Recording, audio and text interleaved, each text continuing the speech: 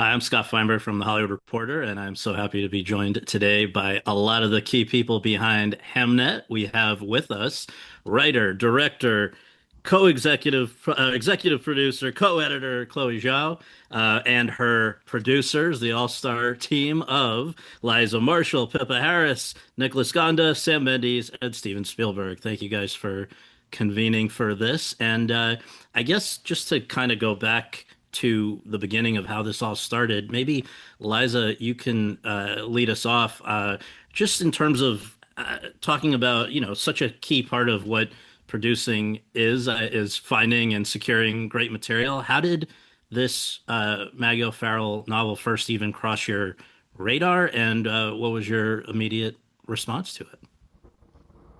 Hi. Well, I was sent it by her agent before it was published back in 2019, and I was a huge fan of Maggie's writing because I'd read, I think, all of her other books. So I sat down and read it pretty quickly, and I guess it just had such a profound emotional effect on me.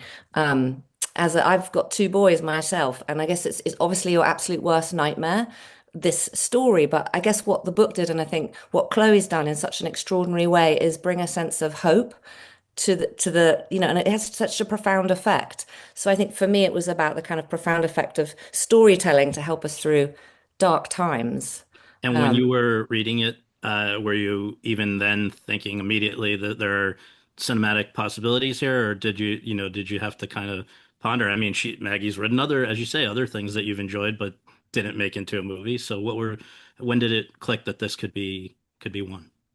I guess straight away I just completely loved it. So I just always go on my gut, and I just love the book, and called up her agent the next day and got on Zoom with Maggie, and she let me buy the rights. So it was, yeah, it was great. Great. Yeah. Nice. Pippa, you and Sam have been partners at Neal Street Productions, I think, since 2003, is it? And a lot of the many special films you've made have been period pieces. Is that purely coincidental, or is that something you guys are particularly drawn to?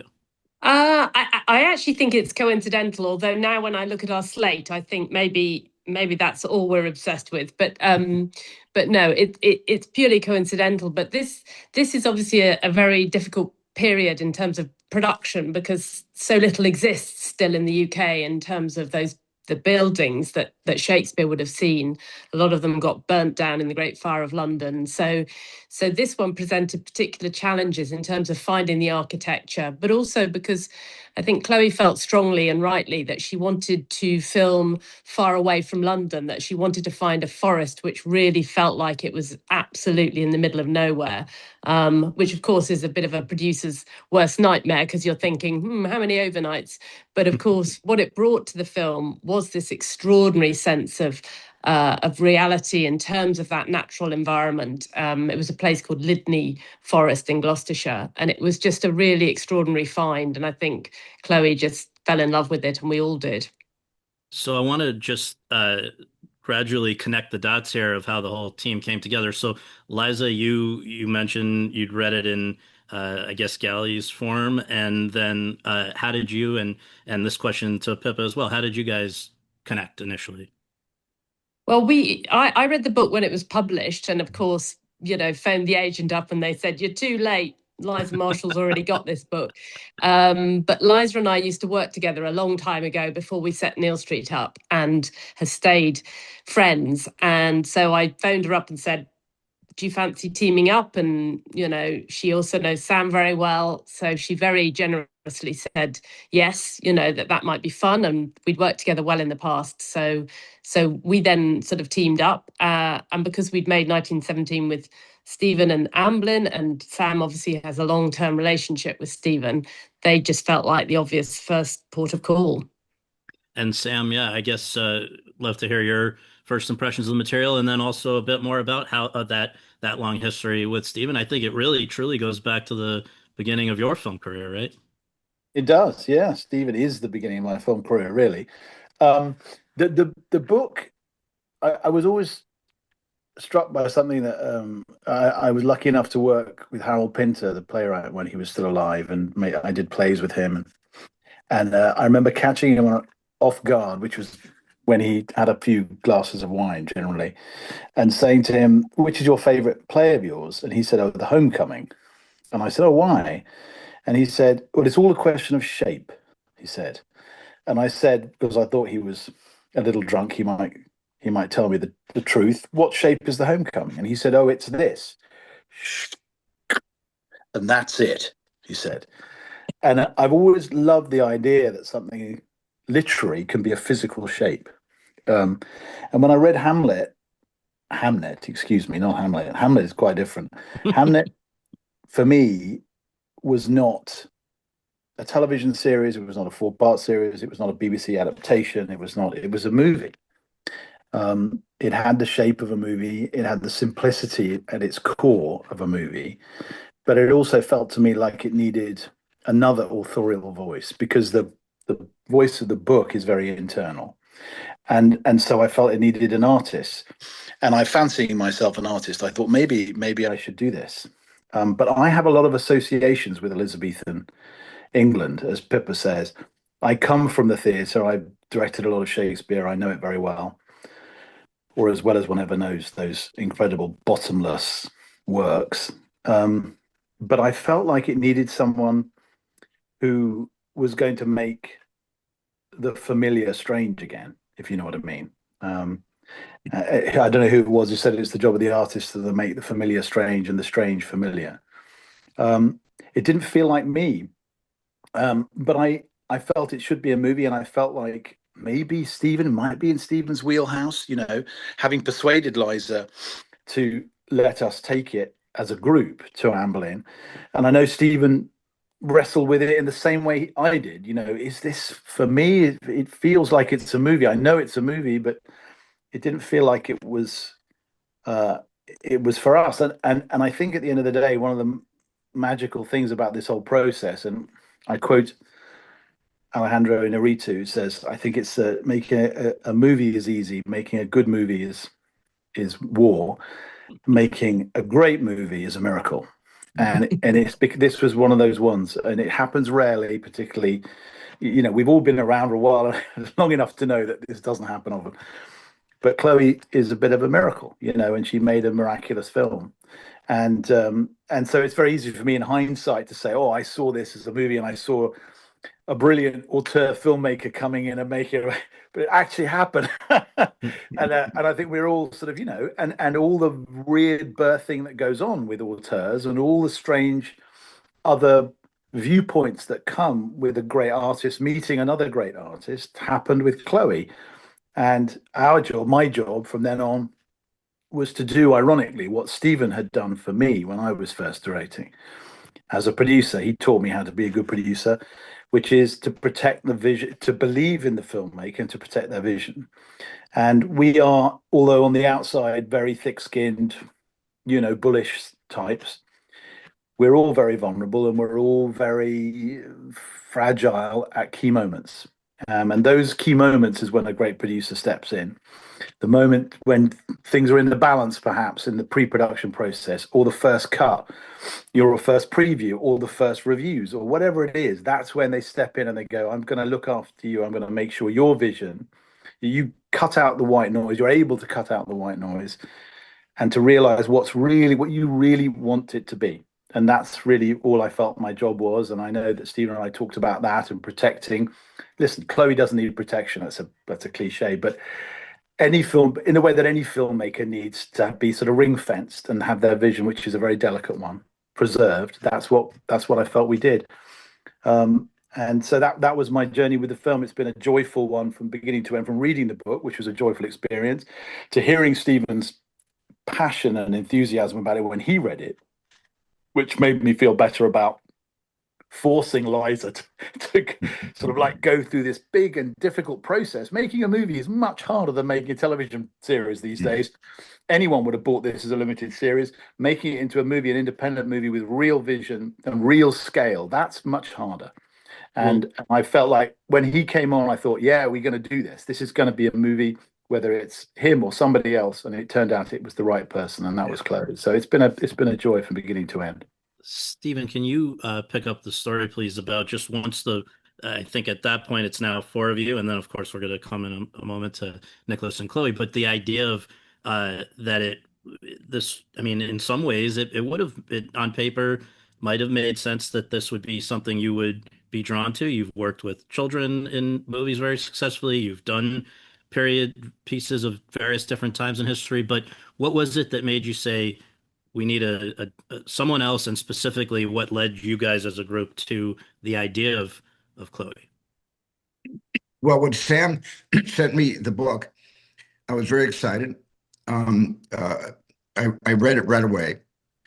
And my first and I called Sam back and I said, "Can I have 2 weeks with this? Because this isn't going to be an easy yes, and it's going to be it won't be an easy no."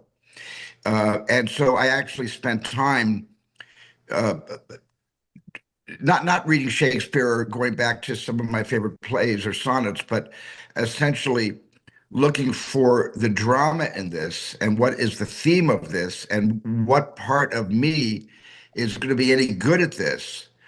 And I'm very realistic about subject matter that I am not as good for as other directors might be. And after wrestling with this for about a week, I called Sam back and I said, I want to make this with you. Amblin, we want to make this with you, but I'm not the right choice for this. I had been a big fan and supporter of Chloe, even though I never met Chloe until Nomadland.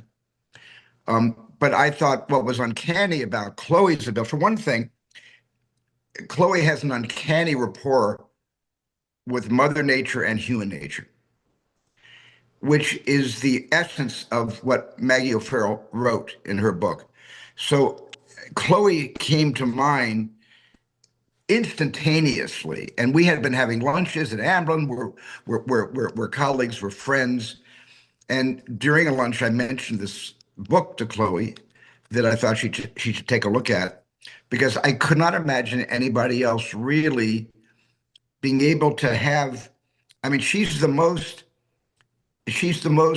spiritually empathic director I've ever worked for. And I make a fine point of using the term working for because a good producer doesn't have the director work for them. A good producer works for the filmmaker. And I think all of us have that in common, the whole producing team on Hamnet. We all worked for Chloe to ensuring Chloe would have the space and the safety to take huge emotional risks with a story that ultimately proves that there is life after grief. And when Chloe signed on to this thing, I just felt that this was the way nature had intended it to be. Well, and in terms of the uh, approach, well, first, Nicholas, I wonder what you can help us hopefully connect some dots here because I think Chloe, one of the many things she's also great at has been sort of shooting these films beautifully in Magic Hour, which somebody else has also kind of been associated with for decades, and that's Terrence Malick, who you produced for before partnering with Chloe, I think in 2023. Can you just share, how you and she came to team up and how this project, how you guys discussed this as it came to you from these others? My understanding is it wasn't an immediate yes for reasons that Chloe can explain, but I just love to get your historical perspective as well. Yeah, of course. Chloe and I started working together during the pandemic, and it was at a time where we both were entering new chapters of our life and trying to set new intentions, and we did so through the container of a company, Book of Shadows. And it gave us a lot of time, both producing together, reflecting on what we had done that we wanted to continue, new experiences we wanted to start, and really thinking about making decisions that we wanted to live with. So often you can make decisions and then you live with them and you're like, why did I do this in the first place? So we're being very patient to build this container, to build this riverbed, but not to force water down it right away. And so at first when Chloe went to Telluride and had that discussion with Stephen, like any great hero, there was a rejection at first. But ultimately, as Chloe started examining it more and reflecting on what she was wanting to say and dive into as a storyteller, what we as a company had been wanting to express. Our name is Book of Shadows, so much of that is exploring that liminal space, going to uncharted lands, uncharted waters, and trying to make sense and shine light in those places that may otherwise inspire fear and misunderstanding. And so the more that Chloe looked at Hamnet, it felt like this puzzle piece that we had been looking for. And then, I think we all can relate to this in our different ways. And Chloe says it so beautifully that when it's time to make a movie, when you really feel like it chose you. And I think every step of the way with this film, there were so many reminders that it was meant to be even before any of the practicalities were in place. So it was one of those invitations we couldn't, of course, reject once we saw those signals, once we heard Sure. those signals. And Chloe, we've spoken before about this. You've I think half jokingly used the term to describe your mindset at the time this came along as being in the middle of a midlife crisis of sorts. You hadn't made a film for a few years. I think it ended up being 4 years between this and your previous one. What was kind of your mindset at the time you heard about Hamnet, and therefore what was the reason for the initial pause and then the decision to actually do it? And I feel in my 30s, when I was making my first four films, I was seeking horizontal connections. And also that's how I learned filmmaking, is by, going to as many places, meeting people, seeing as many films as possible. And and then I made four films, but then something shifted in my own life with my own body, and as I got older and experienced loss, and I realized that I was hungry for vertical connection. And that's a connection with what's above, what's below, with the ancestors, and most importantly, with the depths of myself. And I didn't have as much tools. And so for 4 years, I was looking for that connection. And then when Hamnet came about, my initial pause was that, oh, wow, this could potentially be an experiment of how I want to make film differently. Not the content, but how I want to do it. But then the fear kicks in, both strategically, like logistically, and also in terms of how much material that's inside of me that's going to have to come out through this vessel. Can I handle this? Is this even possible? Because it feels so I can feel the energy of the planet, because I've been composting myself for 4 years, and the seed, it feels like the right seed is landing, but then it's terrifying because the growth is going to be so absolute, because it's with the energy of the planet at that point. I didn't know I had a container. There isn't a formula for a container for something like that. So a big part of it was to look at this team right now that you're seeing on this Zoom call, because a lot of times the container is designed from a place of control and also fear, right? And within that container is going to choke the chaos that I've been swimming in. And that energy that's coming through, not just mine, Jesse's, my HODs, every creative that I've been pulling in, our costume designer, our DP, everyone is that's coming together, feels like is at that place in their lives. And what kind of container can hold something like this? Because you can't just have that chaos, it's entropy. You can't also have the older container, because it's not designed to adapt to this way of working. We're working with our dreams. Jessie every morning would come to set with her dreams, and that would change the whole scene. Like, what kind of container we have to design from scratch as an experiment. So those were the very first conversation I had with everyone on this Zoom call. Kind of like a little deer in the forest, and going, there must be another way. And then and each one of them, as you can tell, that they come from very different experiences, and miraculously, as nature intended, this is an ecosystem, this group of producers that perfectly complement each other. And I have an intuition about those things, and I could tell. And that gave starting to give me more confidence. And then the more I speak to each one of them, the more I realize that they understand the essence of what I'm asking for. And they then started passionately with what they are good at to start building this new container that I think all of us is new for all of us. And then that container started to shape and form, and there's trials and errors, and together these five producers, and not just logistically, also creatively, have some really extraordinary creative minds on this call, and is able to read my scripts, and then just really, I've got two notes from them, and then these two notes are just like this, so it was so much about essentialism, like what is the essence I'm asking, and then they were able to really, without much of me needing to be involved, started to not just creating the container but also anticipating what the traditional container might be problematic, and anticipating and shaping the riverbank as the flood of me and Jesse and all of our HODs and the children are coming down, like, and then they're like building the riverbank as we go, and really catching and allow the water to like calm down and start going deep and doing the work. And I would say the yes is not a yes, but it's like a like moment by moment, like a slow yeah. Well, I think one of the things you've noted yourself is that in your prior excellent films, you had not really had as a central character a mother character. I Yeah. mean, it was, or if there had been, it was someone who was not, you know, uh, fully present in the way that you know Yeah. she could have been. So can you just talk about? I think that sounds like it might have been part of the equation, just reconciling for yourself the idea of building a film around a maternal character.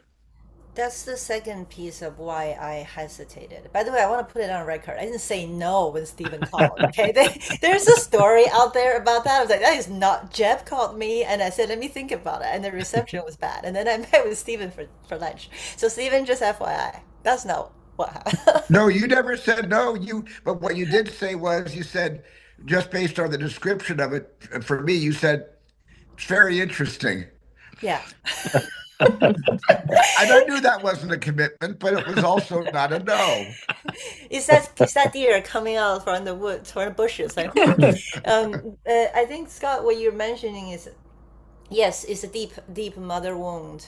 I think because of the feminine consciousness in all people have been so cast away and destroyed for tens of thousands of years. So the mother wound is not just individual; it's collective, and I feel both deeply.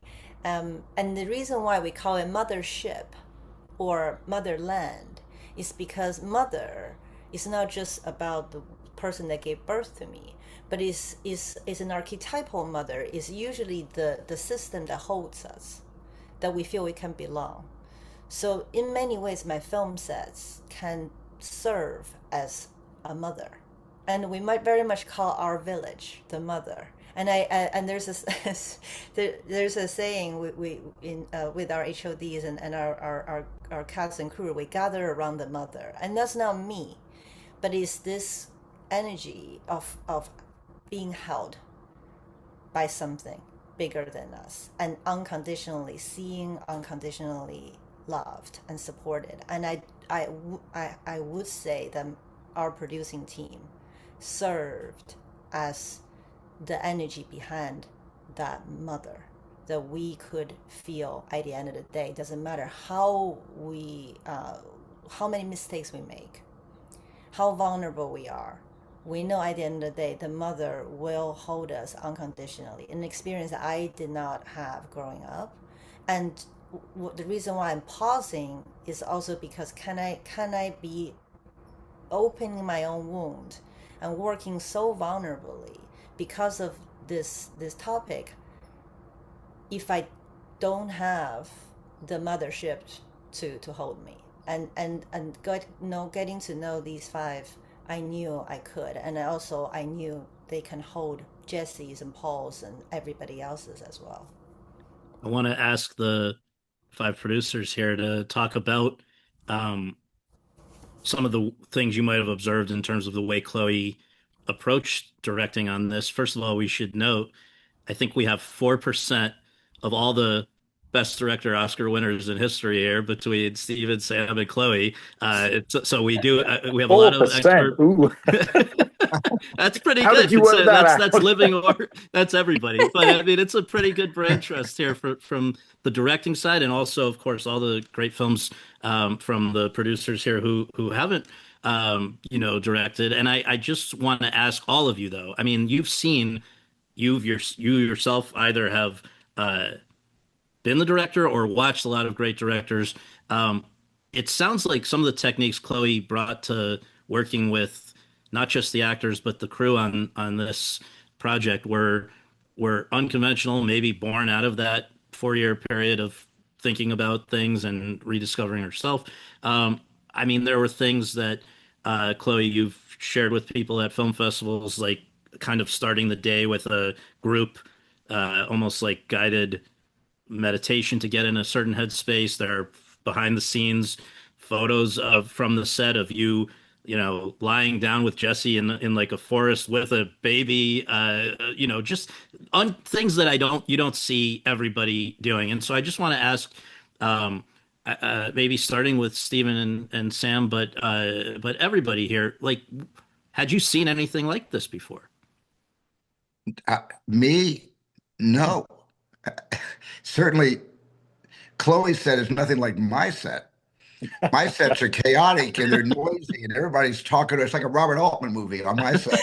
And on Chloe's set, it was like a family. It was like a small village. Uh, uh, Chloe just wants everyone to be present, and that's not just the people in front of the camera, but behind the scenes, the DP and the production designer and her editor, everybody involved in the making of the movie. She sort of, encourages an honest presence about being who you are, not as who you are as the character of Agnes or Will, but being who you are, because that is the source of the Nile of every great performance, is the person that mom and dad created. That is the person that you tap into, and then you draw the character from that. And so she made, I think, everybody, including me, a producer and a visitor on her set, to be very safe, that there's nothing anyone could do on Hamnet that would fall into the category of having made a mistake. I think with Chloe, there are no mistakes. There are a lot of happy accidents, but there are no mistakes. And she creates that village of courage and taking risks. And Chloe's a great storyteller, but she also makes everybody in that family feel like they too have a great story to share. Not just a story through their characters, but they share their own stories. And I have never quite seen anything like this before, and especially the confidence and the quiet, and even these weren't a lot of method actors that were playing these characters behind the scenes, not just in front of the turning camera, because after a take, everybody fell back into themselves. And that was also very refreshing to see. Liza, you Yeah. should probably, because Liza was on set every day, Please, yeah, please, Liza. And I mean, yeah. also, if you cared to speak to this, I think we got a little perspective of how, some might look at the story, which is very sad and heavy in some ways, and assume that the set was that. And yet now, thanks to a video that's going viral, we know that's not the case. Maybe you can speak a little bit about that as well. Well, I thought that the set was unlike any set I've ever been on. It was incredibly peaceful and nurturing, and even though it was incredibly sad at times, I think Chloe's genius of doing the dance take at the end of every week, all the cast and the crew just allowed everyone to shake off the heaviness of the emotion in such a brilliant way, like particularly for the children. Then what they could take away was the memory of dancing, not the memory of, dealing with death. And it was just, I don't know, it was very relaxed. And I mean, I think it was very female set. And I think that feminine energy was just really special. And the moment, I mean, everyone's seen the dance take at the Globe, but before that, the extras, all the essays, in the globe, they'd all been led in a meditation to allow them to go really deep, to prepare them for the last scene of Hamlet. And Chloe was so amazed, she got on the mic at the end to thank them and said they were like the trees in the forest. And then this incredibly old lady got up and she took the mic and she said, normally we're in the background, but we really feel seen. And then everyone was crying, and it was just an incredibly emotional experience. And I think that's how everybody felt on that set. Everyone felt seen. Totally. Just to add to that, I think, a lot of people ask us, well, how do you achieve that? And because ultimately a lot of people hope for that, but it takes a lot of effort and very specific effort to implement that type of structure, that container and trust. And Chloe always knew from the beginning that you can't make a film about love in an environment that is harsh and transactional. The process had to reflect the story. So on the first day of production, Chloe put a note on the call sheet, and I actually have it written down because I think it's helpful for people to hear. And so I'll read it. We are all a part of an ecosystem like a forest where everything is interdependent and nothing is a mistake. Let's lean on each other, be gentle with ourselves, and also have a great time. There was a shared understanding that care wasn't a soft value, it was a creative one. And it would ultimately, if you remove fear as a main motivation and you replace that with trust, then it enables everybody to be braver. And with that, from the drivers to every department head and on set to in the production office, there was this shared pulse that enabled everybody to lean on each other as opposed to worrying what was around the corner. And from day one through the end, that really, you felt that the moment you walked on set. So this one other thing plays that in- was really different for me, and sparing Sam's blushes, because I've obviously worked on a lot of his films, but because Chloe's also an editor, she can see the movie in her mind as she's shooting the scenes very, very precisely. So there are certain shots in the film, certain scenes which are just a single take, and of course, as a producer, you're sort of saying, "Oh, Chloe, maybe you want some more coverage here, don't?" And she'd be like, "No, I don't need more coverage," and I'd be like, "Okay, no more coverage then." And that, I just think that for me was quite scary and quite unusual. But ultimately, when you look at the film now, I still see those certain scenes where I think you were totally right. You didn't need anything else. You didn't need the close up. Pippa, I would say 60% of the time I was right. There were 40% of the time I look at it in the edit, I'm like, you never learn, don't you? Just listen to that. I just want to humanize the situation, okay? Like, because there are times that you just got to a point where you can't do it. On set, it's like your actors got to a point you're just like, I'm down for the day. But yes, they probably should push for one more angle. But that's how you learn. So. Well, we're up against the clock, but I want to just quickly get in two last things if I can.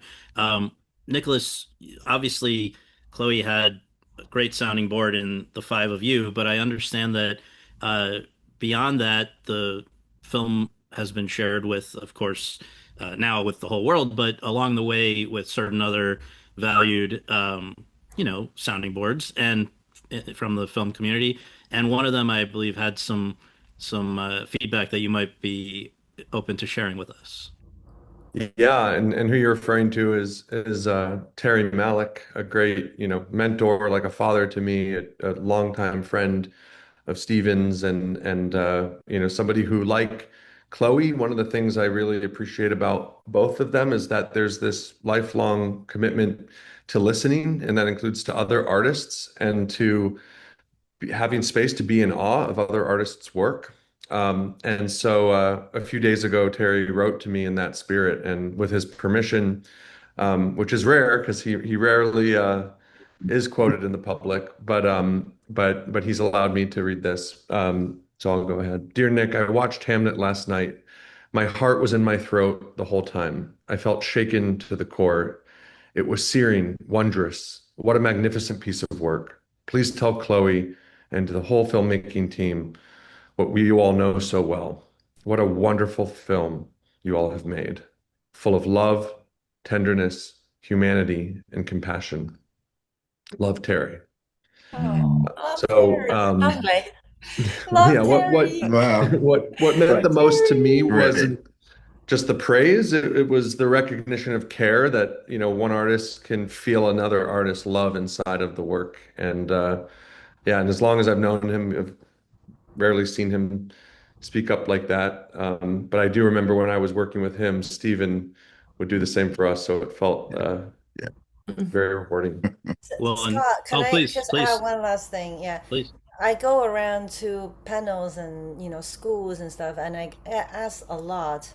Yeah, but how could you do this in because the film sets are so, the process of making a film, there's so much fear around it to make the day to make sure the film work. Like how can you all these things you're talking about? I sense I was just at Sundance.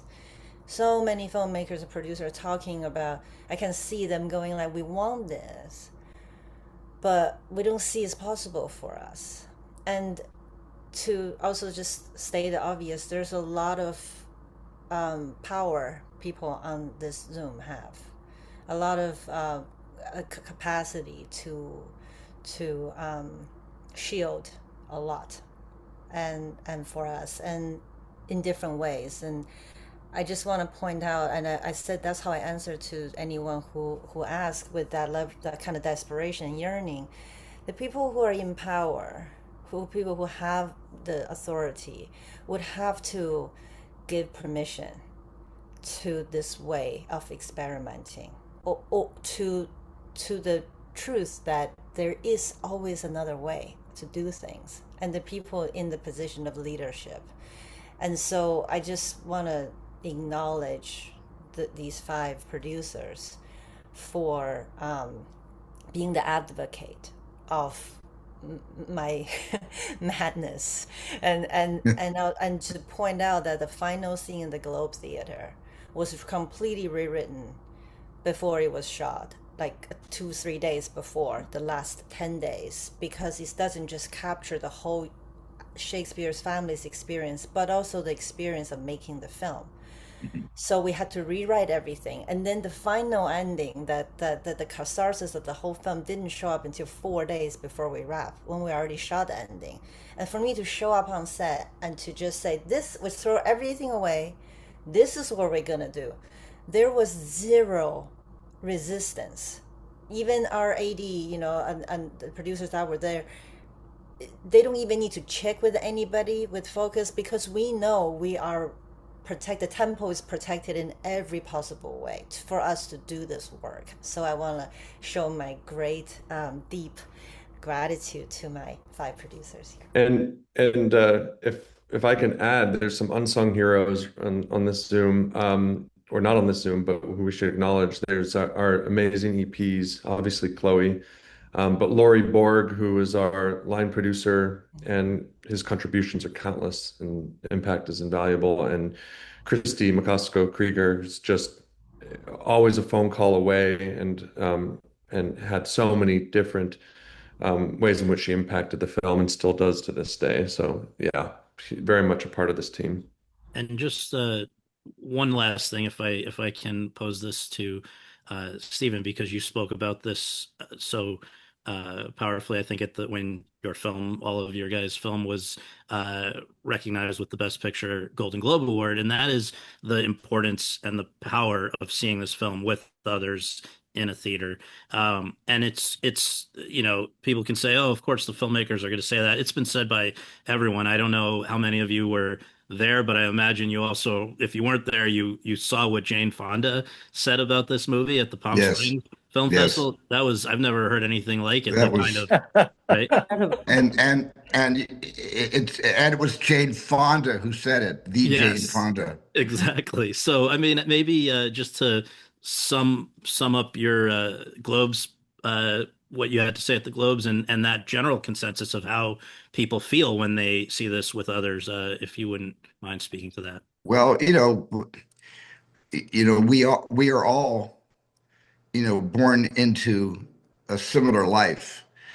We're all given a chance to, find out who we are and to make a contribution to the world, I guess. I've always found that the great equalizer, the thing that that takes all of us away from our own self-interests and our own narcissism is when you sit in a movie theater and you are held spellbound by what is coming at you from the screen and from the speakers.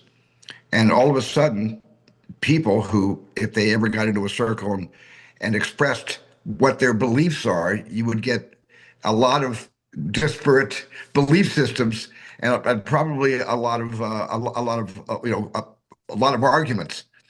But in a sense, when you're seeing a movie, especially a movie like Hamnet, which deals with love and loss and hope and happiness and deep grieving, when you put that out there in a theater, everyone becomes a community. The same community Chloé created on her set every day is the community reflected by the audience's acceptance of the experience of Hamnet, where all of us become brothers and sisters. And there are no differences between us because we are all in communion with the story that Chloé has told. And that's why films like Hamnet deserve theatrical release and not just releasing it into the world in clusters of 5 or 6 people sitting around a living room watching television, but all together in the great unknown of a dark movie house. And in a way, in that sense, Hamnet gives me a lot of hope that there is life after streaming and before streaming. I should say life before streaming. Yes. Well, Liza, Pippa, Nicholas, Steven, Sam, and Chloé, thank you all so much. Congratulations on the film and the recognition from the Oscars, and thanks for taking the time to do this. Thank Thank you. you. Scott. Thank you Scott. so much. Bye, See you Scott. guys.